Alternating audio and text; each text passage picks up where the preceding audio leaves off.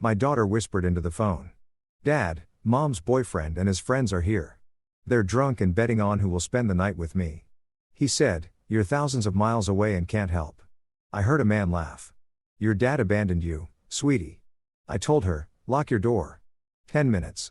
I called my lieutenant. "Bring everyone. The address I'm sending." When we arrived, her boyfriend saw the convoy and wet himself. Chapter 1. The distance between. Jeremiah Phillips stood at the edge of Camp Pendleton's shooting range. The Pacific wind carrying the sharp smell of gunpowder and sea salt. At 42, he carried himself with the practiced stillness of a man who'd learned long ago that economy of movement kept you alive. 20 years in the Marine Corps. The last 8 as a master sergeant leading force reconnaissance units had carved away everything soft from both his body and his mind. His phone buzz. A text from Emily, his 14-year-old daughter. "Dad, can I come stay with you this weekend, please?" Jeremiah felt a familiar ache in his chest. 3 years since the divorce, and every message from Emily still felt like a lifeline thrown across an impossible distance. He typed back quickly. "Of course, sweetheart, I'll pick you up Friday after school." He pocketed the phone and turned to find Kyle Holt as his second in command, watching him with knowing eyes. Kyle was 36, built like a linebacker with a mind sharp enough to have earned him a slot in intelligence if he hadn't preferred the field. "Emily?" Kyle asked. "Yeah, wanna come out this weekend. 4th time this month." Kyle's tone carried no judgment, just observation. "Everything okay?" Jeremiah's jaw tightened. "Christine says everything's fine, but Emily keeps asking to come here more and more." "Your ex remarried?" "No, but she's been seeing someone for about 6 months. Guy named Shane Schroeder. Emily doesn't talk about him much." Kyle nodded slowly. "Kids are smarter than we give them credit for. They know when something's wrong before we do." "Yeah." Jeremiah watched the sun dip toward the horizon. "That's what worries me." The divorce had been inevitable looking back. Christine Cooley, she'd taken back her maiden name within months. Had married a 22-year-old Marine fresh out of officer training. She'd been 20, working as a medical receptionist in Oceanside with dreams of starting a family and building a normal life. But normal was impossible with a man whose job description included infiltrate hostile territory and conduct direct action raids. Jeremiah had missed Emily's birth, trapped behind enemy lines in Helmand Province. He missed her first steps, her first day of school, countless Christmas mornings. He'd come home from deployments a stranger in his own house. Carrying shadows Christine couldn't see, and wounds he couldn't explain. The argument started small. Christine wanted him to leave the Corps, take a desk job, be present. Jeremiah tried to explain that being a Marine wasn't what he did. It was who he was. The compromise never came. The distance between them grew until it became a chasm neither could cross. When they finally signed the papers, Christine had been reasonable about custody. She knew Jeremiah loved Emily fiercely, even if he struggled to show it the way a civilian father might. Joint custody with Emily primarily living with Christine in Oceanside while Jeremiah took her every other weekend and throughout the summer. For 2 years, it worked. Then Christine met Shane Schroeder. Friday afternoon, Jeremiah pulled up outside Christine's house in his black Ford F-250. The neighborhood was middle class, comfortable, tract homes with small yards, basketball hoops in driveways, American flags on porches. Christine's house sat at the end of a cul-de-sac, the lawn slightly overgrown. Emily burst through the front door before he'd fully parked. Her backpack bouncing against her shoulders. She was growing up too fast, already taller than her mother with Jeremiah's dark hair and Christine's expressive eyes. But something was different today. The smile she didn't quite reach those eyes. "Hey, Dad." She threw her arms around him, holding on longer than usual. "Hey, kiddo." He studied her face. "You okay?" "Yeah, just missed you." She pulled back, glancing at the house. "Can we go? Don't you want to say goodbye to your mom?" "She's not here. She's at Shane's place." Jeremiah felt a flicker of irritation. "She knew I was picking you up." "I know." Emily climbed into the truck quickly, as if eager to leave. As they pulled away, Jeremiah caught sight of a silver Dodge Charger parked across the street, its windows tinted dark. Something about it felt wrong. But before he could process the feeling, Emily was chattering about her week at school, and he let himself be pulled into her stories. That night at his apartment on base, they ordered pizza and watched movies, their ritual. But Jeremiah noticed how Emily kept checking her phone, her expression tightening each time. "Something going on?" he asked during a commercial break. Emily hesitated. "Mom's been acting weird lately." "Weird how?" "She's just different, more nervous. Shane's around a lot now, like all the time." You don't like him? Emily chose her words carefully. He's nice to me when Mom's around. But when she's not, she trailed off. Jeremiah's instincts, honed by years of reading enemy behavior, went on high alert. But when she's not, what? He just says weird things like comments about how I look or what I'm wearing. And he has these friends who come over sometimes. They drink a lot and get loud. Has he ever touched you inappropriately? No, nothing like that. It's just the way he looks at me sometimes. It makes me uncomfortable. Jeremiah kept his voice level, though. Fury was building behind his ribs. Why haven't you told your mom? I tried. She said I was being dramatic. That Shane's just trying to be friendly and I'm not giving him a chance. Emily's voice cracked. She really likes him, Dad. I don't want to ruin things for her. Emily, listen to me. Jeremiah turned to face her fully. Your safety and comfort are more important than anyone's feelings, including your mother's. If this guy makes you uncomfortable, that matters. Promise you will make a big deal out of it.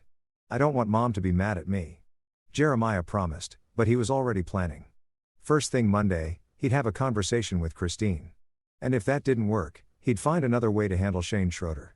Chapter 2. Shadows in Plain Sight.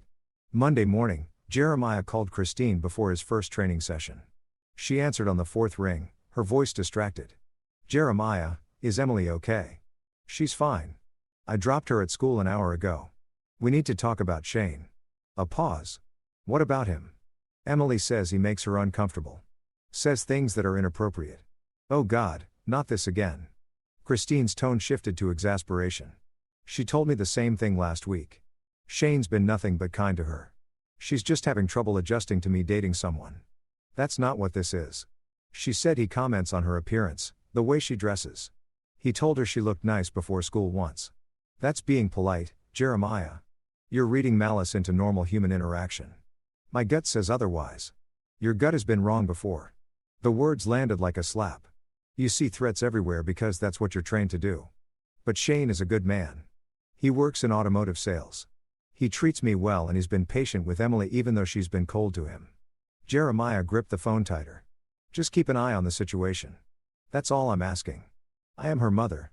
I don't need you telling me how to protect my daughter. Christine hung up. Jeremiah stood there for a long moment staring at his phone. Then he opened a new message thread and typed a name.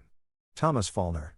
Tommy Faulkner was a staff sergeant in intelligence, a specialist in surveillance and information gathering. He was also someone who owed Jeremiah his life. Jeremiah had pulled him out of an ambush in Fallujah 7 years ago, taking shrapnel in the process. Need a favor? Personal matter? Got time for coffee? The response came within minutes. Always name the place. They met at a diner in Oceanside. Tommy sliding into the booth across from Jeremiah with his usual easy smile. He was lean and wiry with a kind of forgettable face that made him perfect for intelligence work. What's going on? Tommy asked after they'd ordered. Jeremiah laid it out. Emily's discomfort, Christine's dismissal, his own instincts screaming danger. Tommy listened without interrupting, his expression growing serious. You want me to look into this Shane guy? Deep background, everything. Employment, finances, criminal history, associates. I need to know who he is. If I find something, then I deal with it. Tommy nodded. Give me 72 hours. The call came on Thursday night. Jeremiah was reviewing training reports when his phone lit up with Tommy's number. Talk to me, Jeremiah answered. Shane Schroeder is bad news. Tommy's voice was grim. Real name is Shane Allen Schroeder, 38 years old. He does work in automotive sales, but that's mostly a front. Guy's got a juvenile record that was sealed. Assault charges when he was 17. As an adult, he's been arrested twice for domestic violence. Once for possession with intent to distribute, plea bargained down each time. Jeremiah's hand tightened on the phone. Current associates, that's where it gets interesting. He runs with a crew. Lel Dodge and Guy Herrera. Both have records. Dodge did time for armed robbery. Herrera for aggravated assault. They're not major players, but they're connected to some nasty people. Word is they're into small-time drug distribution. Maybe some loan sharking. And Christine has no idea. Apparently not. Schroeder's good at playing normal. Keeps his criminal separate from his legitimate life. Tommy paused. There's more. I found something on his social media hidden pretty well, but it's there. Pictures of teenage girls. Nothing illegal by itself, but the way he talks about them in private messages. Tommy's disgust was palpable. The guy's a predator, Jeremiah. He gravitates toward single mothers with daughters. The world went very still. Send me everything. Already done. Check your encrypted email.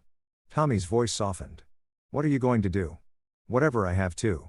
Jeremiah spent the next 2 days building a case. Tommy's information was damning, but he needed more. He needed something concrete enough to force Christine to see the truth.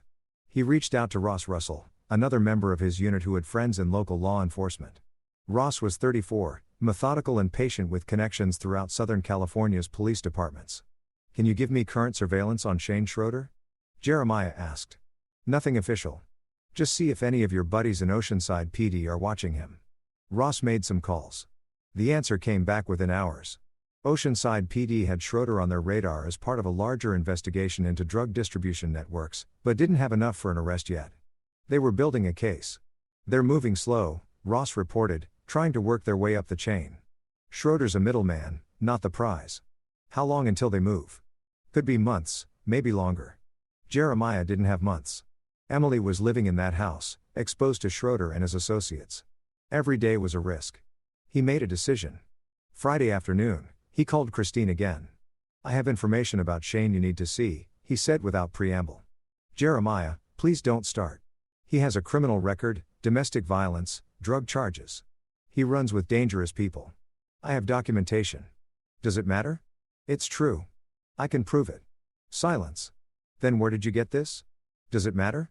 It's true. I can prove it. You had someone investigate him. Christine's voice rose. You had no right. I have every right when it comes to Emily's safety. You're paranoid and controlling. This is exactly why we got divorced. But there was uncertainty creeping into her voice now. Send me what you have. Jeremiah did. An hour later, his phone rang. Some of this is sealed juvenile stuff, Christine said quietly. How did you even get it? I have resources. Christine, this man is dangerous. You need to end this relationship. I'll talk to him. Ask him about it. Don't. The word came out sharp. If he's as dangerous as I think, confronting him could escalate things. Just end it. Make up an excuse if you have to. I can handle my own relationships, Jeremiah. Can you? Because from where I'm standing, you're putting our daughter at risk for a man you barely know. Christine hung up again, but this time Jeremiah thought he'd gotten through. He was wrong. Chapter 3. The call. Saturday morning. Christine sent Jeremiah a tour message. I talked to Shane. He explained everything. Old mistakes, bad influences, but he's changed. I believe him. Please stop interfering in my life. Jeremiah stared at the message in disbelief. Schroeder had talked his way out of it. Of course, he had. Predators were always charming, always had explanations. He tried calling. Christine didn't answer. He sent messages. No response. By Sunday, she blocked his number for everything except emergency contacts related to Emily. Kyle found him in the gym that evening working out his frustration on a heavy bag. You look like you're about to kill someone, Kyle observed. Jeremiah threw a combination jab, cross, hook that made the bag swing violently. Christine won't listen. Schroeder's got her convinced he's reformed. So, what's your play? I don't have one. I can't get a restraining order with what I have. It's all circumstantial. Can't prove immediate danger. All I can do is document everything and hope Christine sees sense before something happens. And Emily, she's supposed to come stay with me next weekend. I'll talk to her then. See if things have gotten worse. Kyle watched him throw another combination. You ever think about just taking her? Keeping her here every day. But that's kidnapping. I'd lose custody permanently. Probably end up in prison. Then Emily would be stuck there with no one to protect her. Systems, Kyle muttered. Yeah, Jeremiah. I hit the bag again. But it's the system we have. The week dragged. Jeremiah threw himself into work, leading his unit through complex training scenarios. But his mind was always partially elsewhere. He called Emily every night, listening carefully to the tone of her voice, searching for signs of distress. Thursday night, she sounded strained. Mom and Shane had a fight about you. What kind of fight? Shane said you were trying to ruin their relationship. That you were spreading lies about him. Mom defended him, but she seemed upset. Then some of Shane's friends came over and they all got drunk. I stayed in my room. Lel and Guy, how did you? Yeah, those guys. They're creepy. Dad, they stare at me. Listen to me carefully. Keep your door locked when they're there. If you feel unsafe at any point, you call 911 first, then you call me. Understand? You're scaring me. Good. I need you scared enough to be careful. Promise me, Emily. I promise. Friday evening, Jeremiah was in a planning session with his command when his phone buzzed. Emily's name on the screen. He excused himself and answered, "Hey, kiddo. I'm about to leave to pick you." "Dad." Her voice was barely a whisper. "Wrong. Everything about it was wrong. Dad, I need help." Jeremiah was already moving, heading for his truck. "What's happening?" "Mom went out. Shane's here with Lowell and Guy. They're drunk. Really drunk," and there her breath hitched. "They're talking about me," Shane said. He said, "Since I caused problems, I owe him. They're betting on who gets to spend the night with me." In my room, the world crystallized into perfect terrible clarity. Jeremiah's training took over, suppressing the rage, threatening to overwhelm him, channeling it into cold calculation. "Where are you right now?" "Bathroom. I locked the door. They don't know I called you." "Good girl. Listen, go to your bedroom. Lock that door. Push your dresser in front of it if you can. I need you to barricade yourself in." "Dad." Shane said, "You're thousands of miles away. That you can't help me." Her voice broke. "I heard one of them laugh. He said you abandoned me. I didn't abandon you and I'm 23 minutes away, but I need you to be strong for me. Can you do that?" "Yes. Go lock yourself in." "I'm coming." He heard her moving. Heard the bathroom door open. Then a male voice in the background, slurred and ugly. "Where you going, sweetie?" "Party's just getting started." 10 minutes. Jeremiah told her, even though it was impossible. "Hold on for 10 minutes. He hung up and immediately called Kyle. "Get everyone, the whole unit. Christine's address right now." "What's happening?" "Emily is in immediate danger. 3 adult males intoxicated making sexual threats. I need overwhelming force." Kay didn't hesitate on it. 5 minutes. Jeremiah's next call was to Ross. "Contact your buddies at Oceanside PD. Tell them there's a sexual assault in progress at Christine Cooley's address. Tell them Schroeder and his crew are there. Tell them to roll every car they have." Done. Jeremiah was in his truck now. Engine roaring to life. He pulled his personal sidearm from the locked box under his seat. A 6-hour P226 he'd carried through 3 combat deployments. Check the magazine. 15 rounds, 1 in the chamber. He drove like hell was chasing him, blowing through stop signs, hitting speeds that would have gotten him arrested if anyone had tried to stop him. His phone rang. "Kyle, we're rolling. 8 vehicles, 22 personnel, ETA to target. 6 minutes from now. I'll be there in 4. Wait for us, Jeremiah. Don't go in alone." "Can't promise that." Christine's quiet suburban street had never seen anything like the convoy that descended on it 4.5 minutes later. Jeremiah's truck led the way, followed by a procession of military vehicles, tactical trucks, personal vehicles, even a Humvee that Kyle had somehow requisitioned. 22 Marines in various stages of uniform, many still in workout clothes, all armed and looking like the wrath of God made flesh. Jeremiah barely had a truck in park before he was out, weapon drawn, moving toward the house. He could see light through the windows. Hear music playing too loud. Kyle appeared at his shoulder. "Slow down. We do this right. My daughter is counting on you to be smart. We go in hard, but we go in smart." Jeremiah took a breath. "Let the training reassert itself. Ross and Thomas, cover the back. Kyle, you're with me. Front door. Everyone else, establish a perimeter. No one leaves." They moved with practiced precision. Jeremiah reached the front door, tried the handle. Locked. He didn't bother knocking, just kicked it in. The frame splintering with a satisfying crack. The scene inside was exactly what Emily had described. Shane Schroeder, Lowell Dodge, and Guy Herrera were in the living room, bottles and glasses everywhere, poker chips on the coffee table. All 3 men turned, shock and fear flooding their faces as they saw armed Marines pouring through the door. Shane recovered first, trying to bluster. "What the hell is this? You can't just shut up." Jeremiah's voice was arctic. "Where's my daughter?" "Your daughter? I don't know what you're talking about. Christine's not here." And Jeremiah crossed the room in 3 strides and put his gun under Shane's chin. "I'm going to ask one more time. Where is Emily?" "Upstairs." Shane gasped. "Her room. But we didn't do anything. I swear." Kyle moved past them, taking the stairs 3 at a time. Jeremiah heard him call out. "Emily, it's Kyle. Holt, your dad's friend. You're safe now." A door opened. Jeremiah heard his daughter's voice, shaking but alive. "Where's my dad?" "Right here, sweetheart." Jeremiah didn't take his eyes off Shane. Kyle's going to bring you down. Don't look at these men. Kyle appeared at the top of the stairs with Emily, who looked small and terrified. He kept himself between her and the three men, guiding her quickly to the front door where other Marines waited to take her outside. Only when she was out of the house did Jeremiah remove the gun from Shane's throat. He holstered it, then grabbed Shane by the shirt and hauled him to his feet. You made a mistake, Jeremiah said quietly. You threatened my daughter. You thought I was too far away that I couldn't touch you. You were wrong. Shane's earlier bravado was gone, replaced by genuine terror. Looking at Jeremiah's face, he saw his own death reflected back.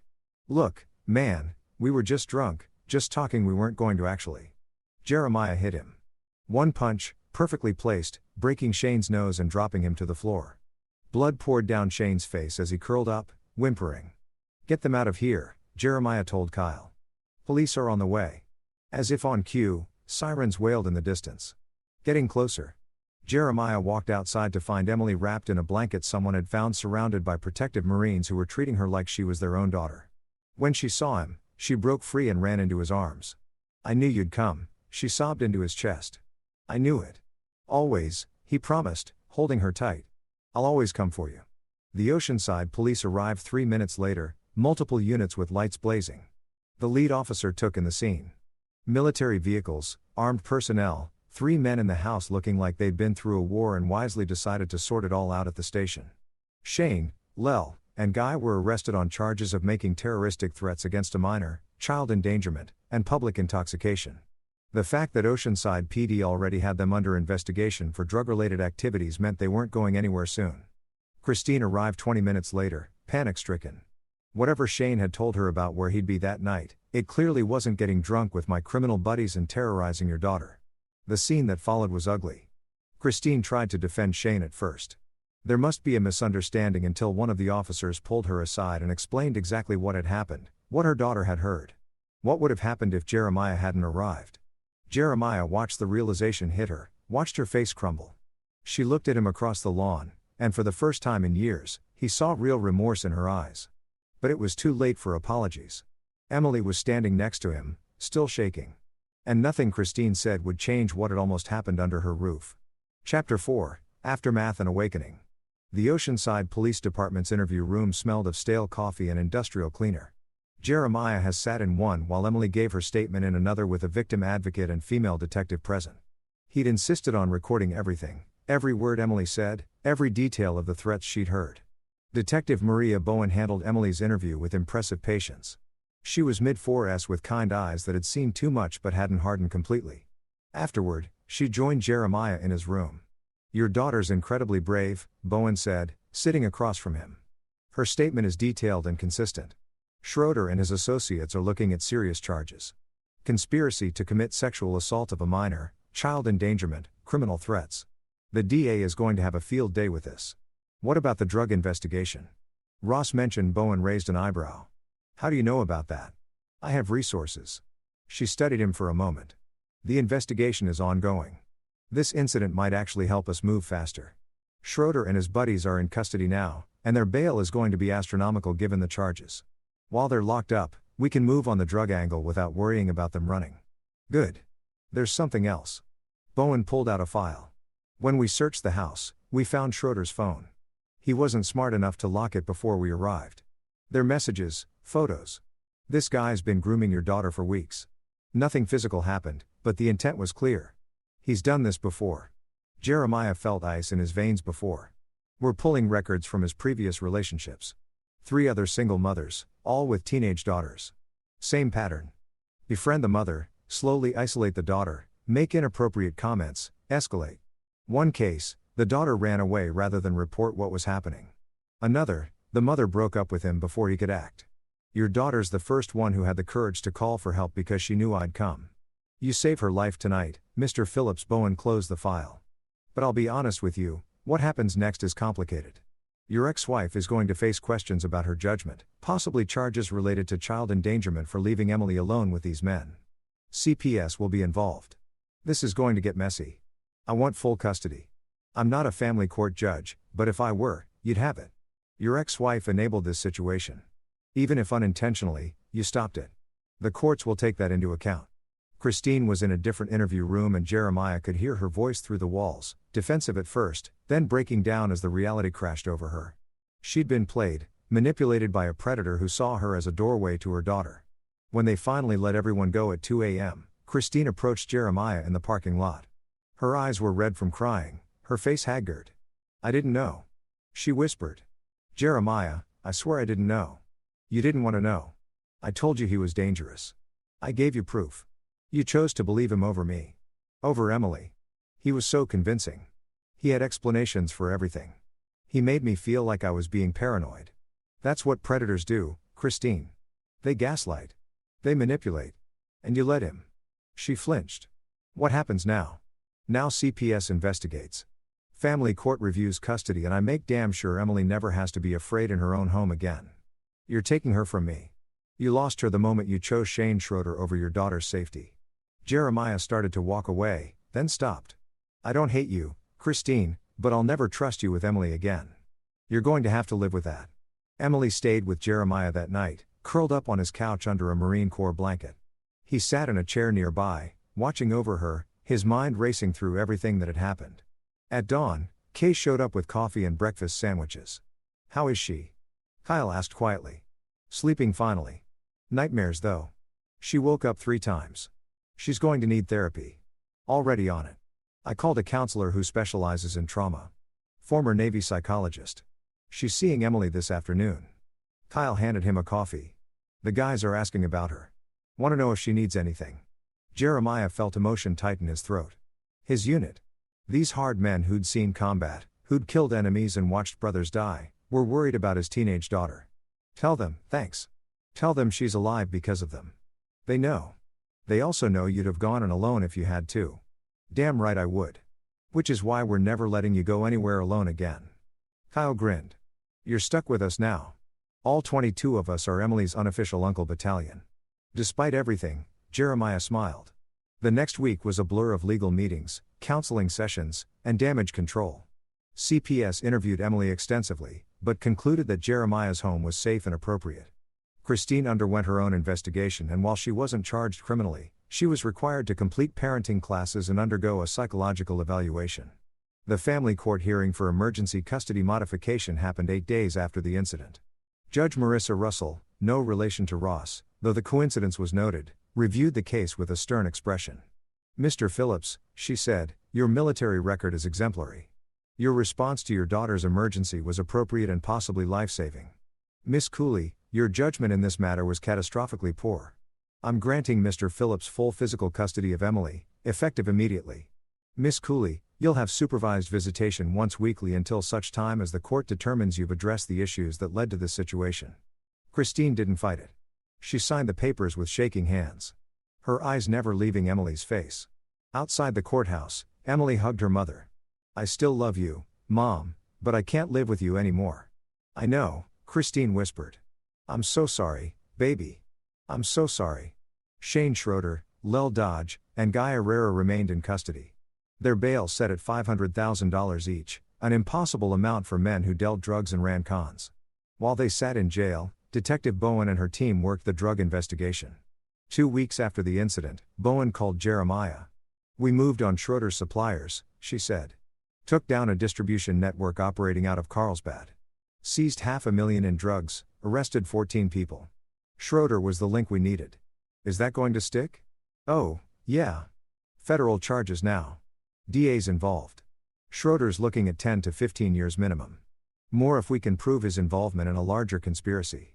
Add the charges related to Emily and he'll die in prison." Jeremiah should have felt satisfaction. He didn't. He felt empty. "He's not the only one." He said, "Bone, you said he'd done this before. What about those other girls? We're reaching out to them, building a pattern of behavior case. If they're willing to testify, they'll need protection, support, we're working on it." After hanging up, Jeremiah sat in his office staring at nothing. Emily was safe. Shane was go to prison. Justice, such as it was, would be served. But it didn't feel like enough. That night, Tommy Fulner stopped by with a six-pack and concern in his eyes. "You look like shit," Tommy observed. "Thanks, Emily. Doing better getting there. She has nightmares. Doesn't like being alone, but she's tough. She'll come through this." And you, Jeremiah, took a long pull of beer. I keep thinking about what almost happened. If she hadn't called, if I'd been on deployment, if I'd hesitated for even a minute. But you didn't. You acted. You saved her this time. But what about all the other girls Schroeder targeted? What about the ones who didn't have someone like me to call? The system's supposed to protect them, Tommy. It failed. The system's broken. We both know that. So, what do we do about it? Tommy was quiet for a moment. What are you asking me? I'm asking if justice is enough. Schroeder goes to prison eventually, but the guys above him, the network that enabled this, they're still out there, still operating. You're talking about something outside the law. Maybe I am, Tommy said down his beer. That's a dangerous road, Jeremiah. I walked dangerous roads in Helmand and Fallujah and a dozen other places where the rules didn't apply. Maybe it's time to walk one here. For what? Revenge. For prevention. So no other girl has to go through what Emily did. Tommy looked at him for a long moment. Then if you decide to walk that road, you won't walk it alone. Chapter 5. Patterns in the Darkness. 3 weeks after the incident, Emily was settling into her new life on base. She'd enrolled in Oceanside High School, close enough that Jeremiah could drop her off and pick her up each day. The routine helped predictability, safety, the knowledge that her father was always within reach. But Jeremiah couldn't settle. Every time he looked at his daughter, he thought about the other victims, the ones Bowen had mentioned, the ones Shane had successfully isolated, manipulated, hurt. He started researching using the skills Tommy had taught him over years of intelligence work. Shane Schroeder's pattern emerged clearly. Meets single mothers at automotive dealerships where he worked charmed them moving fast. Always women with teenage daughters. Always the same slow escalation. There were 5 cases in the past 8 years. Margaret Haas in El Cajon. Her daughter Taylor ran away at 15 rather than tell her mother what Shane had done. Taylor spent 2 years homeless before Margaret found her. Johan Kahn in Chula Vista broke up with Shane after 3 months when she caught him watching her daughter sleep. Never reported it because she felt ashamed. Carrie Shepard in Escondido. Shane lived with him for 4 months before Carr's daughter Lee tried to kill herself. Only then did Carrie learn about the inappropriate touching, the threats to hurt Carrie if Lee told Fran McLean in San Marcos. Shane groomed her daughter Catherine for 6 months before the girl broke down and told a school counselor. By then Shane had already moved on. Christine Cooley in Oceanside Emily 5 families, 5 traumatized girls, and those were just the ones Jeremiah could find. How many others had there been? How many that never came to light? Detective Bowen was building a case, but it was slow. The earlier incidents were years old. Evidence was scarce and the victims were reluctant to come forward. Some had moved away, tried to escape the memories. Others simply wanted to forget. It's not enough for additional charges. Bowen admitted when Jeremiah pressed her. Shane will go down for what he did to Emily and the drug charges, but the other girls, their cases are too old, too circumstantial. So, he gets away with it. He's going to prison. Mr. Phillips, that's not getting away with it. It's not enough. Bowen's eyes hardened. I understand your anger, but vigilante justice isn't justice. It's just more violence. Jeremiah said nothing. But he heard what she didn't say. Don't do anything stupid. Too late. He was already planning. The problem was simple. Shane Schroeder was a symptom, not the disease. He'd operated with impunity for years because he understood the system's weaknesses. Predators like him always did. They knew how to pick vulnerable targets, how to isolate them, how to exploit the gaps between law enforcement's jurisdiction and family court's authority. But Shane wasn't working entirely alone. The drug investigation had revealed a larger network, suppliers, distributors, money launderers, and Tommy's digging had uncovered something more interesting. Several of Shane's associates were also targeting single mothers and their children. Not sexually necessarily, but running various scams and cons that exploited these families' vulnerability. It was an ecosystem of predators feeding off the weak. There's a guy named Leonard Cherry. Tommy told Jeremiah over encrypted messaging. Shane's main supplier. Cherry runs a bigger operation. Drugs, stolen goods, identity theft. Uses people like Shane as groundle operators. Cherry's smart though. Keeps his hands clean. Layers of insulation between him and the street. Where is he? Carlsbad runs a legitimate import-export business. Detective Bowen's team knows about him, but can't touch him yet. He's the big fish they're trying to catch. Jeremiah studied the information Tommy sent. Leonard Cherry, 46, with a record stretching back to his 20s. Assault, fraud, racketeering. Always found a way to beat the charges or plea down to minor sentences. Smart, connected, and ruthless. What about his crew? Jeremiah asked. Two main enforcers, Aaron Gardner and Dick Taylor. Both ex-military, dishonorably discharged. They handle the rough stuff when Cherry needs muscle. Ex-military. That complicated things. Gardner and Taylor would have training, would know how to fight back. Good. Jeremiah was looking forward to it. Kyle found Jeremiah in the armory, taking inventory of his personal weapons. You're planning something? Kyle said flatly. Just organizing. Kyle closed the door behind him. I've known you for 8 years. I can see it in your eyes. You're not sleeping. You're barely eating and you're doing the thing where you go quiet and intense. Last time I saw you like this was right before Romany. Jeremiah set down the pistol he'd been cleaning. Shane Schroeder hurt 5 girls that we know of, probably more. The man who enabled him, who protected him, is still out there, still operating, still hurting people, and the law is dealing with it. The law is slow. Cherry's still free, still running his operation. How many more kids get hurt while we wait for the system to work? So, what's your plan? Kill him? That makes you a murderer? I don't want to kill him. Jeremiah's voice was cold. I want to dismantle his entire operation. Take away his money, his protection, his power. Leave him exposed so the law can finally touch him. Kay was quiet for a moment. That's still illegal. I know you could lose everything. Your career, your freedom, Emily. I know that, too.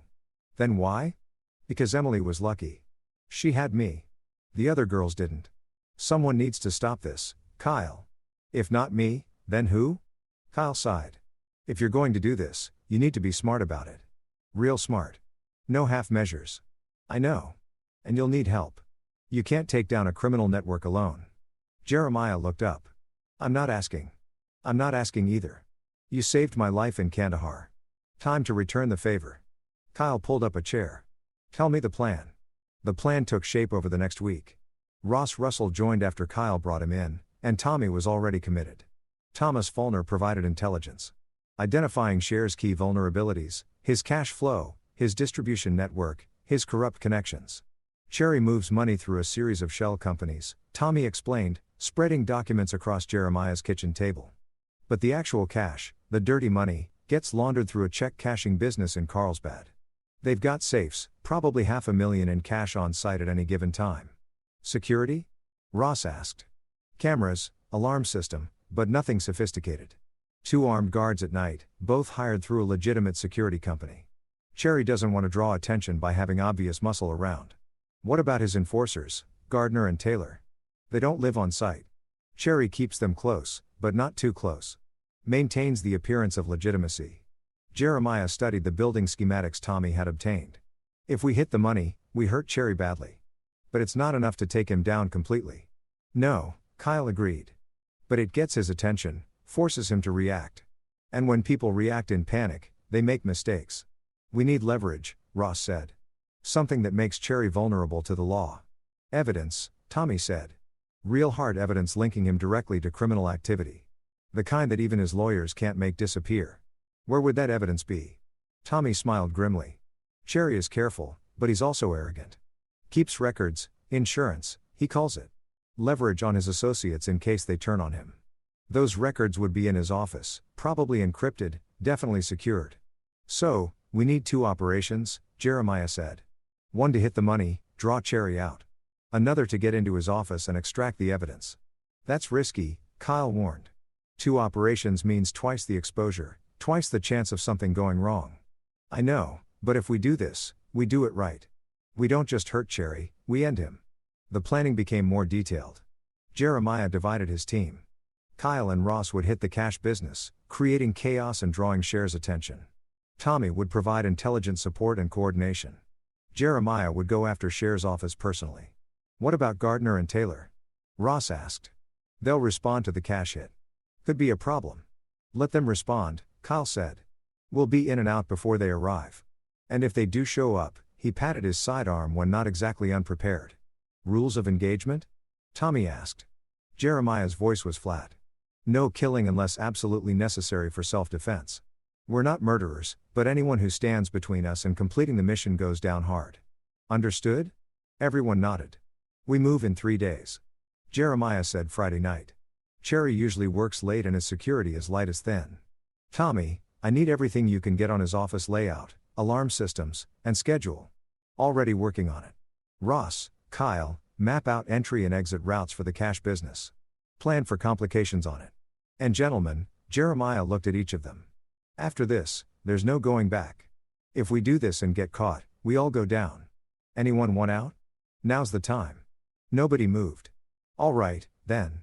Jeremiah allowed himself a grim smile. Let's go hunting. Chapter 6. The Money Run. Friday night, arrive cold and clear. Jeremiah stood in the parking lot of a closed strip mall, watching his team make final preparations. Kyle and Ross checked their equipment methodically. Black clothing, tactical gloves, suppressed firearms, breaching tools. It looked like the operators. They were moving with practiced efficiency. Comms check, Tommy said from his position in a surveillance van parked 3 blocks away. His voice came through clearly on their encrypted radio system. Lima 1 check, K responded. Lima 2, check. Ross confirmed. Alpha 1 check. Jeremiah said Overwatch as you all. Target building shows 2 security guards on duty, both in the main office. Cher's vehicle is in his parking spot at the office complex. Gardner and Taylor are at a bar in Encinas. We're monitoring them. Time to move, Jeremiah said. The check cashing business sat in a run-down commercial district squeezed between a laundromat and a closed pawn shop. During the day, it served legitimate customers. But at night, it became something else. A counting house for Cher's dirty money. Kyle and Ross approached from different angles. Using shadows and blind spots to avoid the security cameras Tommy had identified. The alarm system was sophisticated, but not military grade. Ross produced a bypass device, technically illegal, practically invaluable, and attached it to the external junction box. Alarms looped, Ross whispered. System thinks everything's normal. They moved to the rear entrance. Kyle examined the lock, then pulled out a slim pick set. 30 seconds later, the door opened silently. Inside, the smell of old coffee and paper money. They moved through the back hallway, clearing rooms with practiced precision. The building was small. Main customer area, office, and back room where the real business happened. The security guards were watching a movie in the office, feet up, completely complacent. They never saw Kyle and Ross coming. 2 suppressed shots each, beanbag rounds, non-lethal, but devastating. The guards went down hard, unconscious before they hit the floor. Targets neutralized, Kyle reported. Searching for the safes. Back room, northwest corner, Tommy directed. Cherry has 2 safes. One's a decoy. The real one is built into the floor under the desk. They found it exactly where Tommy said. The safe was serious. A steel water 24-gun safe, probably weighing 500 pounds with a combination lock that would take hours to crack properly. Ross pulled out a different tool. A thermalance. This is going to be loud. Do it fast, Jeremiah said over the radio. He was 3 miles away watching Cher's office building. I'm moving on the office in 2 minutes. Ross fired up the thermalance. The cutting torch burned at over 5,000 degrees, eating through the safe steel like butter. Sparks flew. Smoke filled the room, and the noise was tremendous, but it worked. 3 minutes later, the safe door swung open. Inside, stacks of cash rubber banded and organized. A lot of cash. Jackpot. Kyle breathed. Tommy, you were right. Got to be $500,000 here. Pick it all. Jeremiah ordered. Load it in the vehicle. You got maybe 5 minutes before someone responds to the noise. Jeremiah approached Cherry's office building from the south. Staying in shadow. The office complex was mostly empty at 11 p.m. A few cars in the lot, a few lights on, but nothing unusual. Cherry's import-export business occupied the entire 3rd floor. Tommy had mapped it obsessively. Cherry's private office, conference room, record storage, and a reception area. Security was lighter here than at the cash business. Cherry relied on subtlety at the office. Brutality on the street. Jeremiah entered through a service entrance Tommy had identified, bypassing the front security cameras. The alarm system yielded to Tommy's bypass codes, and Jeremiah was inside within 90 seconds. Alpha 1 is in, he reported quietly. Copy that, Tommy responded. Cherry's in his office, door closed. No movement on other floors. Gardner and Taylor just left the bar. They're heading toward the cash business. How long until they arrive there? 12 minutes. Give or take. Kyle Ross, you copy that? We're loading the last of it now. Kyle said, strain evident in his voice. 2 more minutes and we're mobile. Make it 1 minute. Jeremiah moved through the darkened office complex like a ghost. Years of practice in far more dangerous environments made this almost easy. He reached Cherry's office and paused outside the door listening. Cherry was on the phone, his voice carrying through the walls. I don't care what your excuse is. The shipment was supposed to arrive yesterday. Get it sorted or find a new supplier. Jeremiah tested the door. Locked, but it was an interior office lock designed for privacy, not security. He slipped a pick into the mechanism and felt the tumblers give way. Cherry was at his desk, back to the door, still arguing on the phone. He was a big man, 6'2", maybe 250 pounds, with the build of someone who'd been strong once, but had let it go soft. His desk was immaculate, laptop open, papers organized precisely. Jeremiah waited for Cherry to hang up, then stepped inside and closed the door behind him. The soft click of the door made Cherry spin around. His face went from annoyance to confusion to fear in rapid succession. Who the hell are you? Cherry's hand moved toward a desk drawer. Don't. Jeremiah's voice was soft but absolute. His hand rested on the holstered weapon at his side, not quite drawing it, but making the threat clear. Hands where I can see them. Cherry raised his hand slowly. His fear was being replaced by calculation. Jeremiah could see it happening. The predator's mind working through scenarios. You're making a mistake, Cherry said. Do you have any idea who I am? What I can do to you? I know exactly who you are, Leonard. You're a predator who preys on vulnerable families. You enable men like Schroeder. You profit from other people's misery. Recognition flickered across Cherry's face. You're the military guy, the one who messed up my Oceanside operation. That's right. I'm Jeremiah Phillips and I'm here to shut you down. You think you could just walk in here and your cash business is being robbed right now? $500,000 gone. Your enforcers are about to arrive at an empty building. And I'm here for something more valuable than money. Cherry's composure cracked. What? Your insurance files? The records you keep on your associates. All the evidence you've been collecting, thinking it makes you safe. You'll never find them. I don't have to find them. You're going to give them to me. Cherry laughed, but it was forced. Or what? Jeremiah pulled out his phone and showed Cherry a photo. The inside of the safe, the money being loaded into bags. Or I'll make sure everyone knows you let this happen. How long do you think your associates will trust you after they find out $500,000 just disappeared? How long before they start wondering if you stole it yourself? The blood drained from Cher's face. You can't. Already did. Now the files. You have 30 seconds before I walk out of here and make sure this goes sideways for you in every possible way. Cherry's hands trembled as he opened the laptop, typed in a password, and navigated to an encrypted folder. These files go public, people die. My people, your people. Doesn't matter. Good thing they're not going public then. They're going to the DEA, the FBI, and Detective Maria Bowen at Oceanside PD. Let the law sort through your insurance policy. You're insane. You think this makes you a hero? No. It makes me a father who's had enough. Jeremiah plugged in a USB drive. Download everything.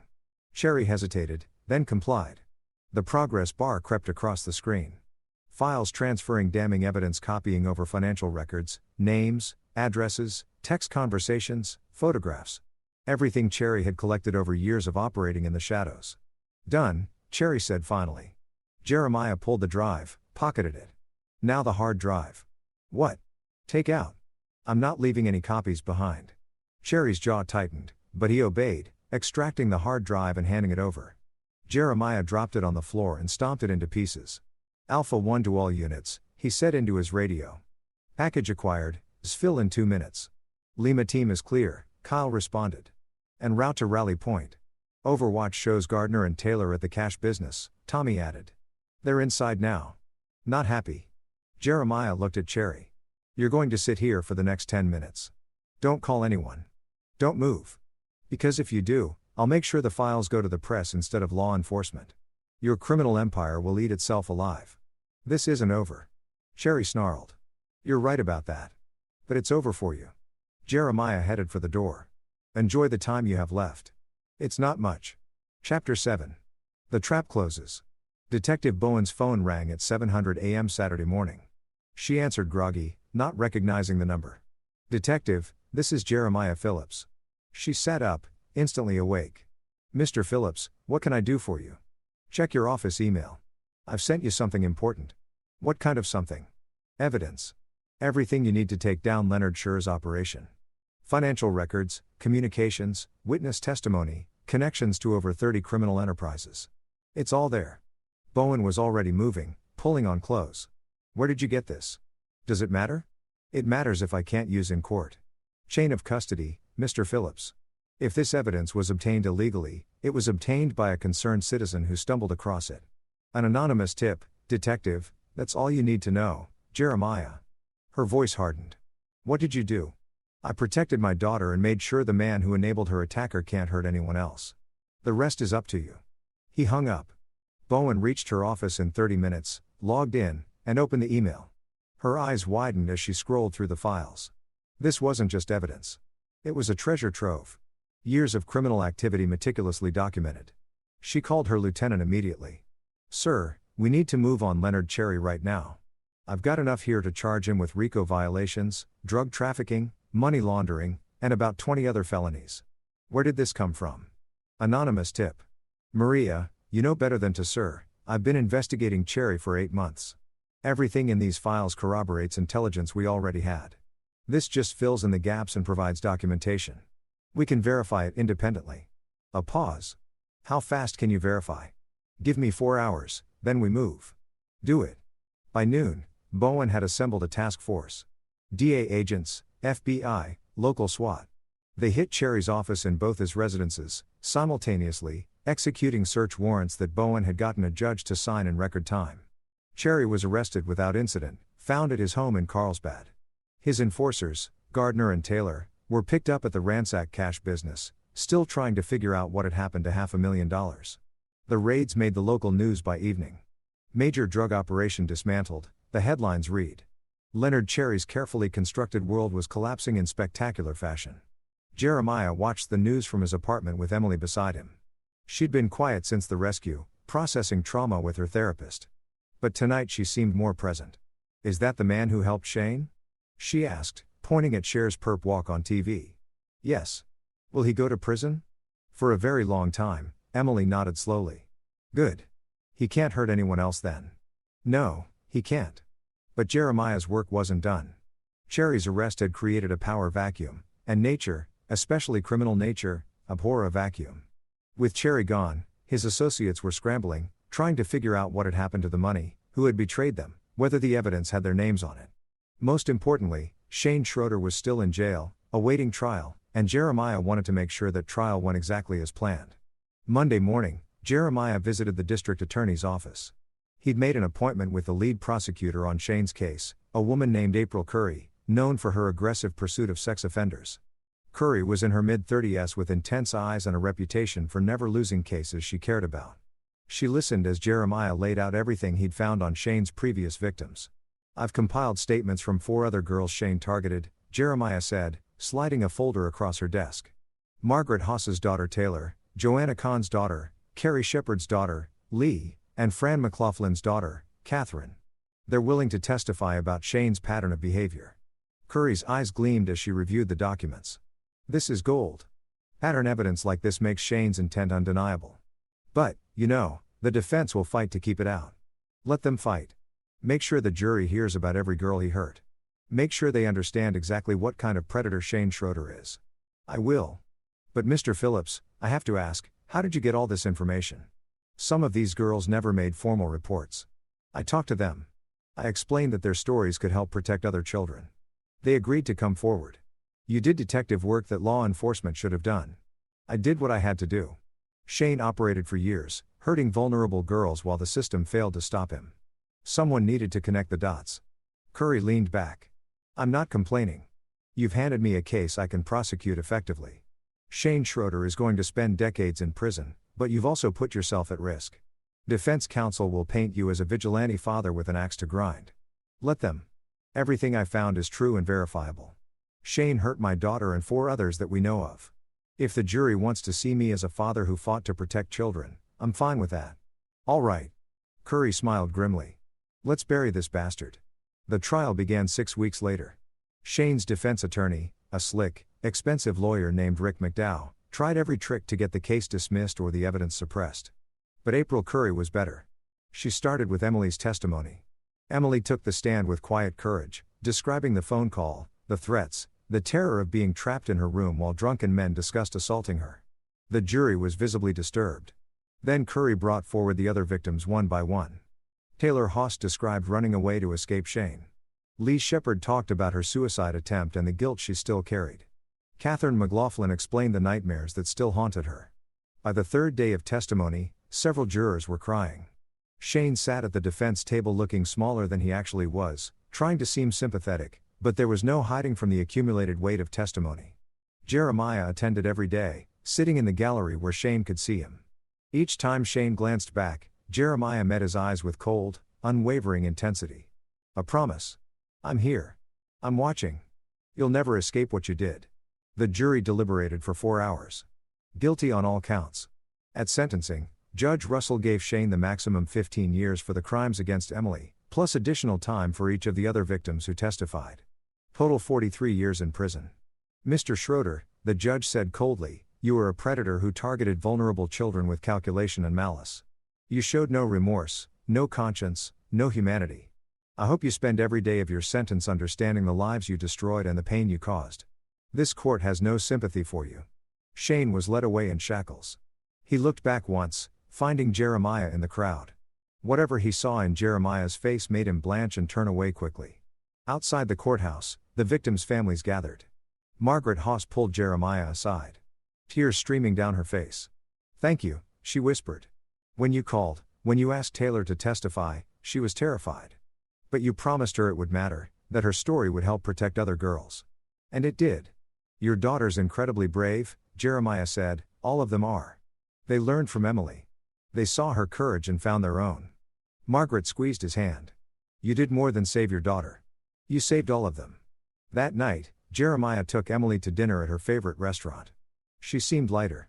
The weight of testimony and confrontation finally lifted. Is it really over? She asked over dessert. The trial is. Shane's going to prison for a very long time. And the other man? Cherry, his trial is next month, but he's not getting out either. Emily nodded, then looked at her father.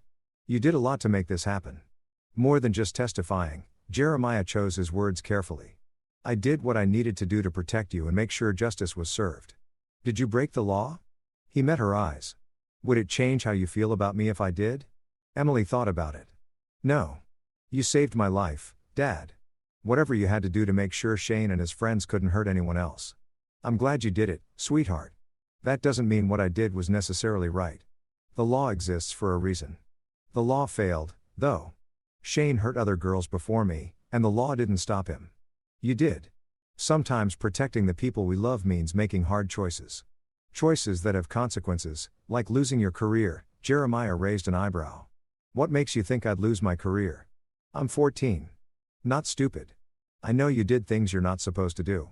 Kyle and Ross and Thomas helped you. If anyone finds out, then we deal with it. But Emily, I want you to understand something. He reached across the table, taking her hand. I would do it again. Every single thing, every risk, every choice, because you're my daughter, and nothing in this world matters more than keeping you safe. Emily's eyes filled with tears. I love you, Dad. I love you, too, kiddo. Always. Chapter 8. Consequences and Complications. A knock on Jeremiah's door came at 6 a.m. on a Tuesday, 3 weeks after Shane's sentencing. He opened it to find Detective Bowen standing there with 2 FBI agents and a grim expression. Mr. Phillips, we need to talk. Jeremiah stepped aside, letting them in. Emily was still asleep. He'd make sure this conversation happened without her overhearing. They sat in his small living room, the tension thick. Bowen spoke first. The evidence I received against Leonard Cherry, the anonymous tip, the FBI has been analyzing it, tracing its origins, and Jeremiah kept his voice neutral, and they found anomalies. The files were accessed from Cher's computer at a specific time, 11:37 p.m. on the night of September 18. Security footage from Cher's building shows no one entering or leaving around that time, but the system has a 15-minute gap in the recordings. Convenient. Maybe Cherry gave someone the files himself. Maybe he was trying to make a deal. That's what we thought at first. One of the FBI agents said he was young, intense, with the zealous energy of someone building a career, but Cher's been denying it from day one. Says his office was broken into, his computer accessed without his knowledge. Sounds like a criminal trying to avoid responsibility for his actions. Probably, Bowen said. Except there's more. That same night, Cherry's cash business was robbed. $500,000 gone. 2 security guards were assaulted with non-lethal weapons. The sophistication of the operation suggests military training. Jeremiah said nothing. We also found fiber evidence at both scenes. The other FBI agent said she was older, more seasoned, watching Jeremiah with calculating eyes. Fabric consistent with military-era tactical clothing. And at the cache business, we found a single fingerprint on one of the shell casings from a bean background. Partial print. Not enough for a match by itself, but interesting. Interesting how? Because it's consistent with someone who has military experience, who knows how to operate in high-stress environments, who would have access to specialized equipment. Bowen leaned forward. Jeremiah, I'm going to be direct. We think you and members of your unit conducted an illegal operation against Leonard Scher's businesses. We think you stole the evidence you gave me. And we think you committed multiple felonies in the process. Can you prove any of that? Not yet. The older FBI agent admitted. But we're building a case. We've interviewed your unit members, checked their alibis, reviewed their movements. So far, everyone's story checks out, but maybe a little too perfectly. Sounds like you have a theory, but no evidence. Evidence can be developed. The younger agent's voice had an edge. We're prepared to offer you a deal, Mr. Phillips. Full cooperation. Tell us everything that happened, and we'll recommend reduced charges. Probation instead of prison time. That's generous, considering you just admitted you have no proof I did anything wrong. We'll get the proof, the agent said. It's just a question of time. And when we do, you won't like the outcome. You're looking at breaking and entering assault, theft, interfering with a federal investigation. That's decades in prison. Jeremiah, let the silence stretch. Then am I under arrest? No, Bowen said. Not yet. But I'm asking you, as someone who respects what you did for your daughter, don't make this worse. If you did what we think you did, own it. Take the deal. Detective, I appreciate the warning, but I haven't done anything wrong. If you want to waste time investigating me instead of prosecuting the actual criminals you arrested, that's your choice. But I'm not confessing to crimes I didn't commit. The agents exchanged glances. The older one stood. We'll be in touch, Mr. Phillips. Think carefully about your next moves. After they left, Jeremiah stood at the window, watching their car drive away. This was the complication he'd anticipated but hoped to avoid. The law didn't just go after criminals. Sometimes it came for people who took justice into their own hands. He needed to talk to his team. Kyle, Ross, and Tommy met him at a secure location off base, a storage unit they'd rented under a false name. The four men stood in the empty metal room, their voices echoing off the walls. They're building a case, Jeremiah said. Nothing solid yet, but they're digging. We knew this was possible, Ross said calmly. We planned for it. Did we plan well enough? Tommy asked. Because if they flip one of us, we all go down. No one's flipping, Kyle said sharply. We all knew the risks. We all agreed. I'm not questioning anyone's resolve, Tommy clarified. I'm saying we need to be prepared for the pressure. FBI is good at finding cracks and exploiting them. Then we don't give them cracks. Jeremiah said, our stories stay consistent. We were all accounted for that night. Ross was at home with his wife. C was at a bar with witnesses. Tommy was at a movie. And I was on base. Signed into my quarters at 2,100 hours. Alib only hold up under light scrutiny. Ross warned. If they push hard, start pulling security footage, checking cell tower records. They won't find anything. We were careful. No phones during the operation. Cash-only transactions. Vehicles rented under false identities. We did this right. What about the evidence we turned over? Kyle asked if they trace how those files were accessed. The files show Scher's own negligence. He kept years of criminal evidence on an unsecured laptop. Someone could have accessed it remotely, could have paid off one of his employees, could have gotten it a dozen different ways. They can't prove it was us unless we admit it. So, we stay silent, Tommy said. We stay silent, Jeremiah confirmed. No matter what pressure they bring, no matter what deals they offer. We did what we did because it was necessary, and we protect each other now. But the FBI wasn't done. Over the next month, the pressure intensified. Agents interviewed Emily, asking if her father had seemed different around the time of the robbery, if he'd been gone unusual hours, if he'd mentioned anything about Cherry. Emily, smart, brave Emily, gave them nothing. My dad works long hours. He's a Marine. I don't know what he does every minute. They interviewed Christine, who'd completed her court-ordered therapy and was slowly rebuilding her relationship with Emily through supervised visits. She had no useful information. Jeremiah had kept her completely separate from his plans. They even tracked down Margaret Haas and the other victims' families, looking for connections for signs that Jeremiah had done more than just encourage testimony. Nothing stuck. Every lead dead-ended, every witness was consistent. Every alibi held. But Jeremiah knew the investigation wasn't over. The FBI had resources, patience, and institutional stubbornness. They'd keep digging until they either found something or got reassigned to more pressing cases. The question was, which will happen first? The answer came from an unexpected direction. 6 weeks after the initial FBI visit, Leonard Scher's trial began. April Curry had been tapped to co-prosecute alongside federal attorneys, and the evidence was overwhelming. But during the trial, something broke. Aaron Gardner, one of Scher's enforcers, took a plea deal. In exchange for reduced charges, he agreed to testify about Scher's operations, including information about the robbery. Cherry was certain it was an inside job, Gardner testified. He thought someone in his organization betrayed him, but then he got paranoid, started thinking it was the military guy. The father of that girl, Shane, threatened. Did Mr. Cherry have proof of that? The prosecutor asked. No, just suspicion. But Cherry wanted revenge. He talked about going after Phillips, hurting his daughter to make him pay. The courtroom erupted. The judge called for order, but the damage was done. Cherry's defense attorney tried to walk it back, but the jury had heard enough. More importantly, so had Detective Bowen. She showed up at Jeremiah's apartment that evening alone this time. I shouldn't be here, she said without preamble. What I'm about to tell you could end my career. Then don't tell me. Cherry planned to hurt Emily. We found communications plans. He was going to wait until after his trial, but he was serious. Jeremiah felt ice in his chest. Where did you learn this? Gardner's testimony today opened new investigative avenues. We searched Cherry's property again, found encrypted messages on a burner phone.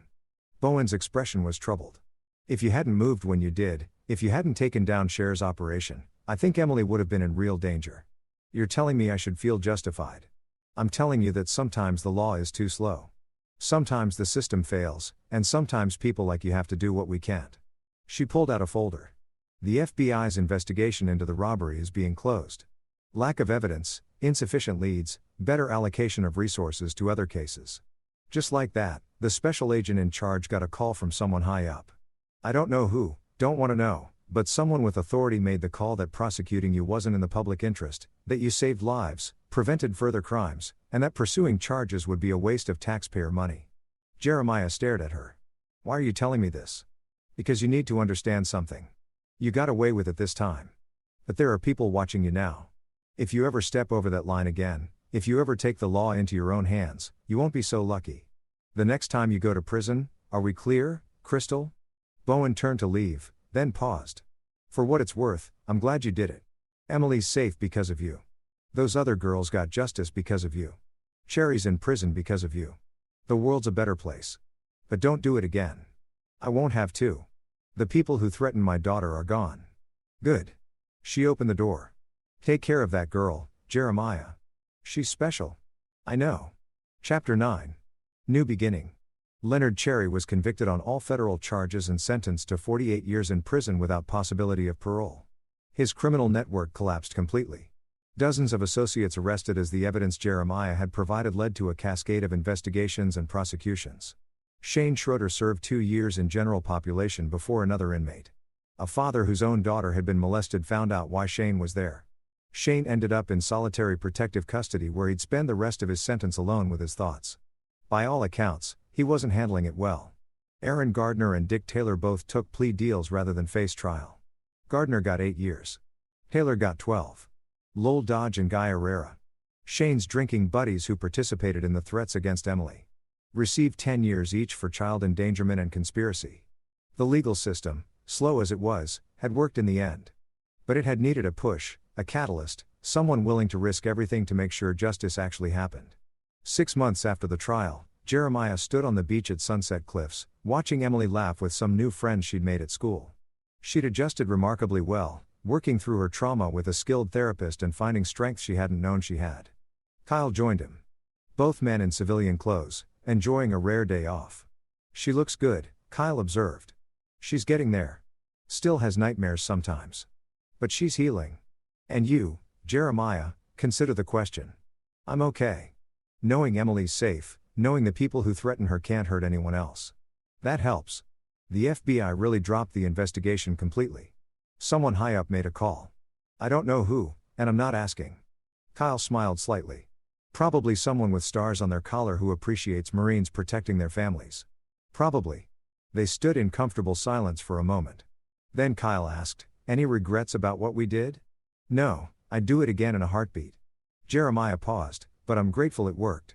If we'd been caught, Emily would have lost both parents, Christine to her own poor judgment, me to prison. We weren't caught because we were smart, because we planned well, and because we had each other's backs. That's what Marines do. Simplify, Jeremiah said quietly. Simplify. The following week, Jeremiah received an unexpected visitor, Christine.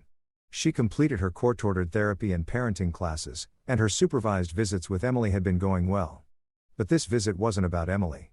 I need to apologize, Christine said, sitting across from Jeremiah in his living room. Really apologize. Not the half-hearted attempts I made before. Okay. I almost got our daughter assaulted. Worse, because I was lonely and desperate, and I chose to believe a charming predator over my own instincts. Over your warnings. Over Emily's discomfort. Her voice cracked. I spent 6 months in therapy trying to understand how I could have been so blind, so selfish. What did you learn? That I was trying to fill a void. When we divorced, I felt like I'd failed at the one thing I was supposed to be good at, being a wife and mother.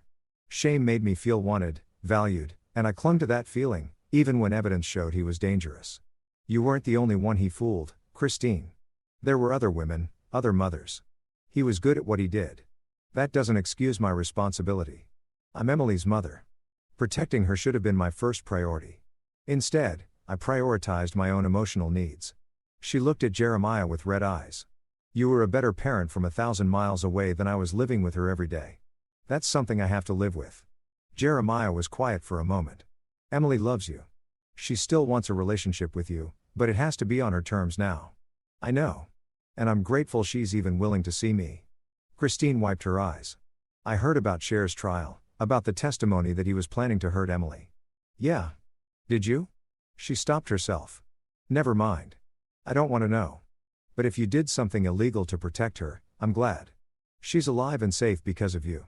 She's alive and safe because I had the resources and training to respond when she called. Most parents don't have that. Most kids in danger don't get rescued. What are you saying? I'm saying we were lucky.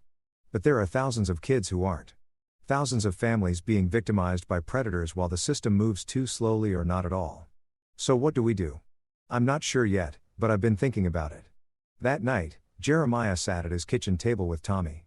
Papers spread between them. You're serious about this? Tommy asked completely. There's a gap between what law enforcement can do legally and what needs to be done to protect vulnerable people.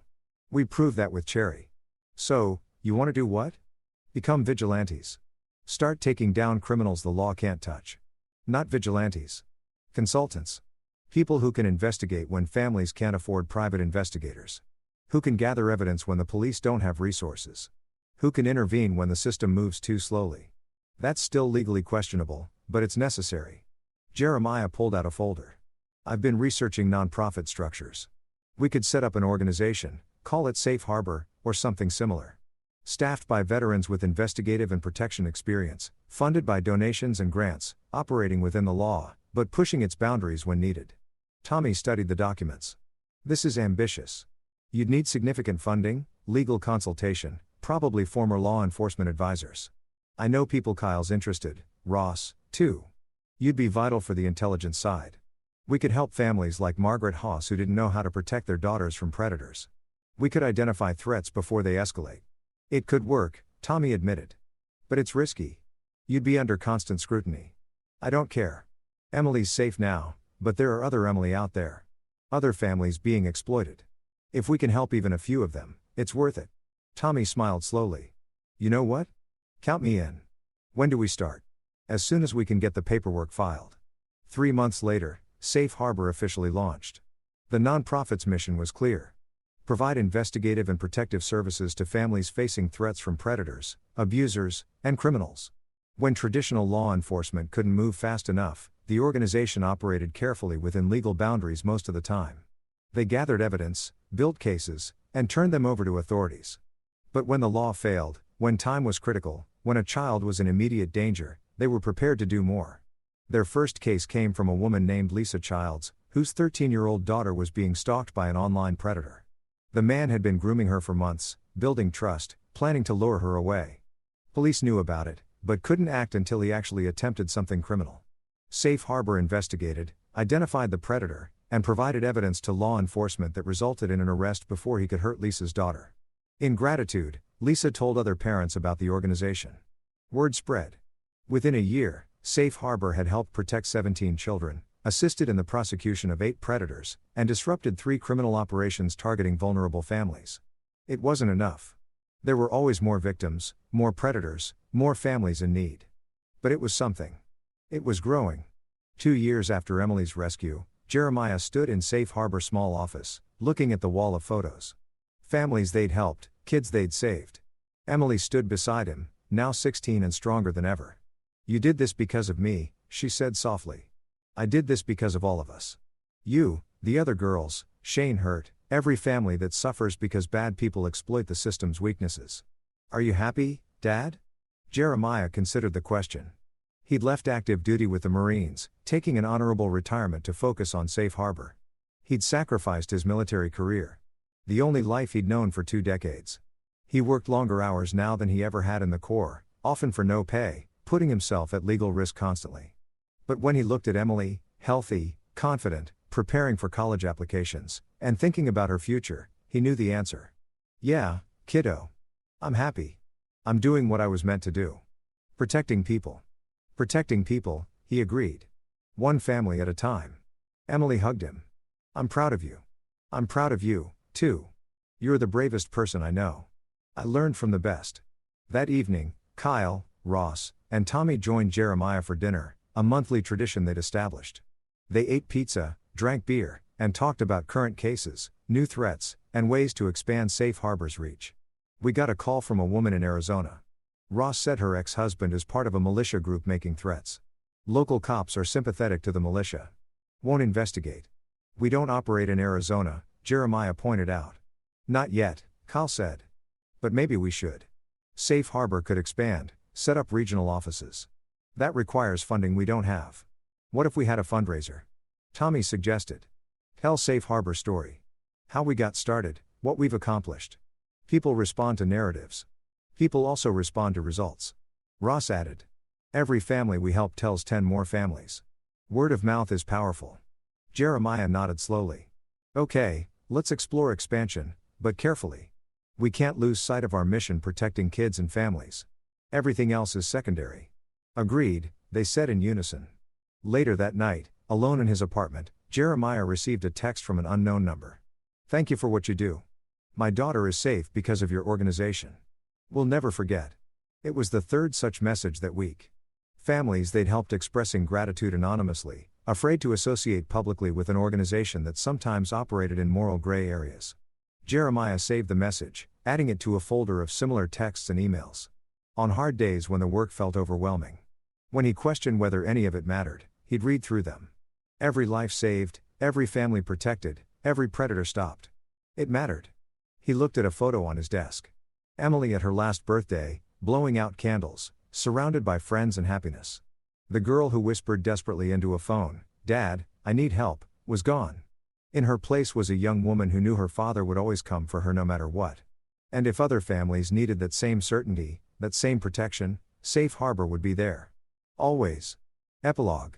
5 years after that terrifying phone call, Emily Phillips graduated from UC San Diego with a degree in social work. During her valedictory speech, she spoke about resilience, about finding strength in trauma, about the importance of protecting vulnerable people. She mentioned Safe Harbor, though not by name, and the work her father did to help families in crisis. She called on her fellow graduates to find their own ways to make the world safer, kinder, more just. Jeremiah watched from the audience, surrounded by Kyle, Ross, Tommy, and Christine, who'd rebuilt her relationship with Emily slowly, and earned back some measure of trust. His daughter had survived, thrived, and found purpose in her trauma. She was going to be okay, better than okay. She was going to be extraordinary. After the ceremony, as Emily posed for photos with friends, Jeremiah's phone buzzed. A new case. A mother in San Marcos whose daughter was being groomed by her basketball coach. Emily saw him, checked the phone, saw his expression change to focused intensity. You have to go, she said, understanding immediately. I do, but Emily, I know, Dad. Go. Someone needs you. She kissed his cheek. Save them like you saved me. Jeremiah hugged his daughter one more time, then headed for his truck. Kyle, Ross, and Tommy fell in beside him, already pulling up case details on their phones, already planning. They had work to do. Families to protect, predators to stop. It was what they did, what they would always do. Because somewhere a child was in danger. And unlike so many others, this child would be saved. Not because the system worked, but because someone cared enough to make it work.